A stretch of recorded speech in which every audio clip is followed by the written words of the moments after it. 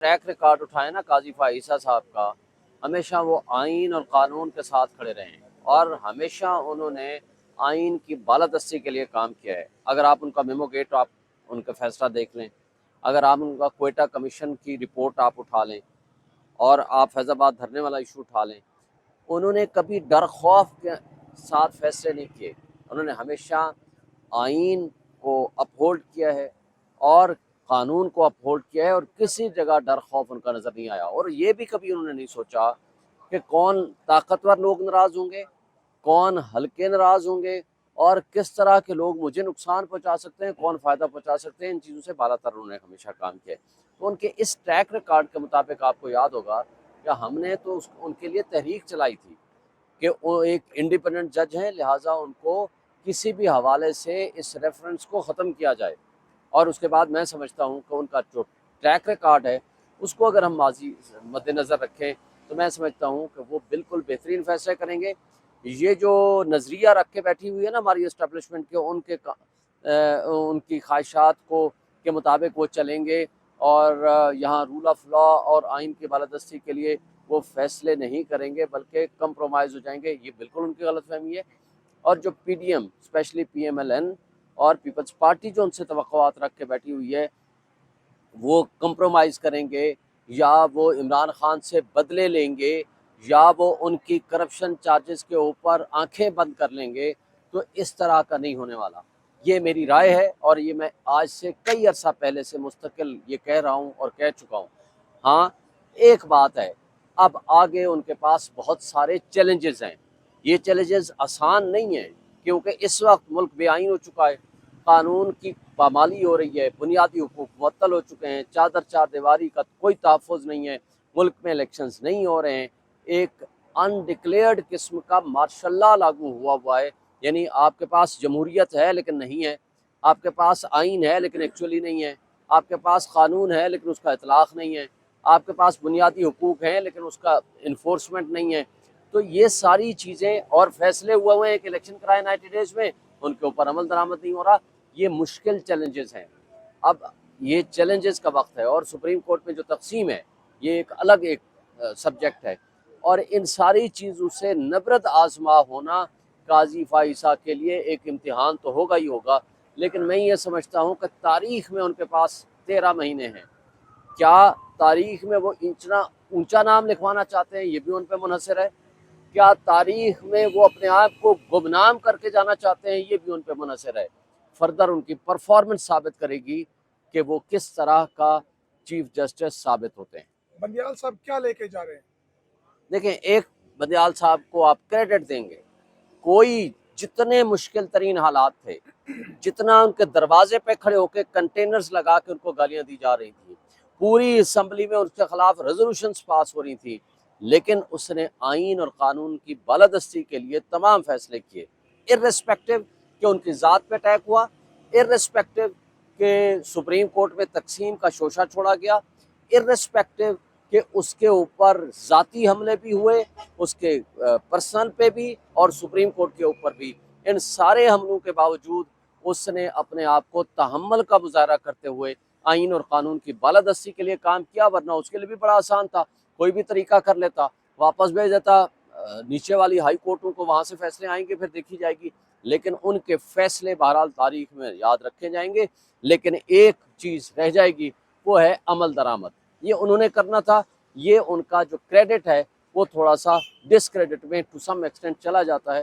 وہ فیصلوں پہ عمل درآمد اگر نہیں کرا سکے تھے، ان کو چاہیے تھا کسی ایک شخص کو، 2 کو، 5 کو سمبولک سزا دے دیتے، ایٹ لیسٹ یہ ثابت ہو جاتا کہ جس نے آئین کی خلاف ورزی کی ہے، قانون کی خلاف ورزی کی ہے، آئین اور قانون نے اس کو سزا دی۔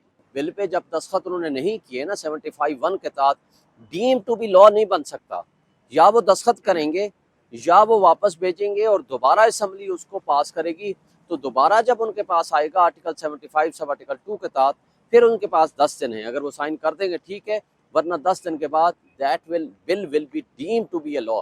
لہٰذا یہ گزٹ نوٹیفیکیشن جو منسٹری آف لا نے کیا ہے بالکل ٹوٹل غلط ہے، اللیگل ہے، انکانسٹیٹیوشنل۔ پریزیڈنٹ جب وہ الیکٹ ہو گئے تو وہ کسی پارٹی کے نہیں رہے، وہ آئینی صدر ہیں پاکستان کے، وہ سپریم کمانڈر ہیں آرمی کے، وہ پارلیمنٹ کا حصہ ہیں، ان کو ہم نے مطالبہ بھی کیا ہے، میں نے پریس کانفرنس کی ہے پچھلے ہفتے، مطالبہ کیا ہے خط کی صورت میں بھی اور ڈیمانڈ کی صورت میں بھی۔ ہم نے کہا ہے فوری طور پر آرٹیکل 48 سب آرٹیکل 5 کے تحت تاریخ دیں، اور اگر وہ نہیں دیں گے تو جس طرح الیکشن کمیشن نے جرم کیا ہے پریزیڈنٹ آف پاکستان کا بھی یہ آئینی جرم ہوگا۔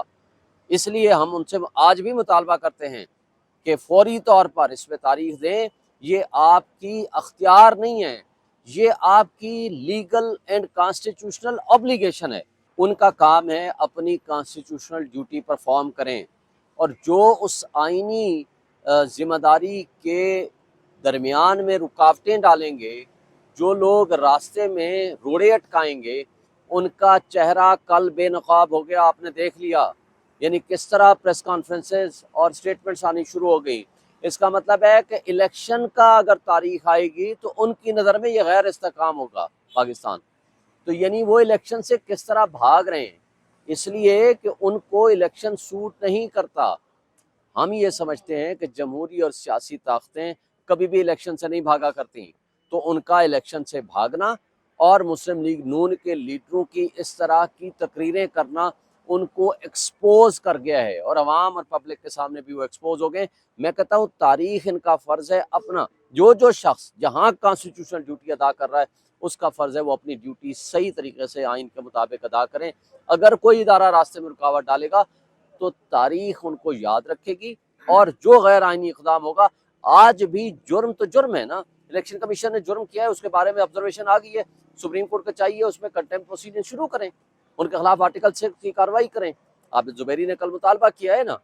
بات یہ ہے کہ جرم تو کبھی ختم نہیں ہوتا، جس نے بھی جرم کیا ہے اس مجرم کو اس کی سزا ملنی چاہیے، لیکن جس کی ڈیوٹی ہے آئین کے تحت وہ اپنی ڈیوٹی پراپر پرفارم کریں، یہ سوچے بغیر کہ جناب میں یہ آرڈر کروں گا، طاقتور طبقے میری بات نہیں مانیں گے یا اس کو فرسٹریٹ کر دیں گے، اس وجہ سے اپنا کام چھوڑ دیں، دیٹ از رانگ۔ فیصلہ فوراً سنانا چاہیے، اس لیے کہ اگر اس طرز عمل سے آپ انصاف نہ صرف ہو بلکہ ہوتا ہوا نظر آنا چاہیے۔ جب آپ کے سامنے ہم نے کہا تھا وہ متعصب جج ہمایوں دلاور کا فیصلہ آیا، ہم نے کہا جی آج اس کو سن لیں، انہوں نے کہا جی نہیں 4 دن میں فیصلہ کروں گا، لیکن انہیں 25 دن لگائے فیصلہ کرنے میں۔ اس دوران سائفر میں گرفتاری ڈال دی گئی، اور سائفر کی گرفتاری اس انداز میں ڈالی کہ کسی کو نہیں پتا، نہ ملزم کو پتا ہے، نہ جج کو پتا ہے، نہ پراسیکیوٹر کو پتا ہے۔ رات کو جناب شام کو جب یہ فیصلہ آتا ہے اس وقت منظر عام پایا جاتا ہے جناب یہ فلاں کیس میں گرفتار ہے۔ یہ جو سارا کمپرومائز سچویشن ہے، افسوس سے کہنا پڑتا ہے کہ ہمارے ججز کو انڈیپینڈنٹ ہونا چاہیے، آئین اور قانون کی بالادستی کے لیے کام کرنا چاہیے۔ جب آپ کو سمجھ آ گئی ہے، مجھے بتائیں جج ابو الحسنات ذوالقرنین صاحب 1 تاریخ یعنی آج سے 12 دن پہلے کہا کہ میں کل فیصلہ کر دوں گا، یعنی منڈے والے دن فیصلہ کر دوں گا، آج نہیں سنتا۔ کیوں نہیں سنتے؟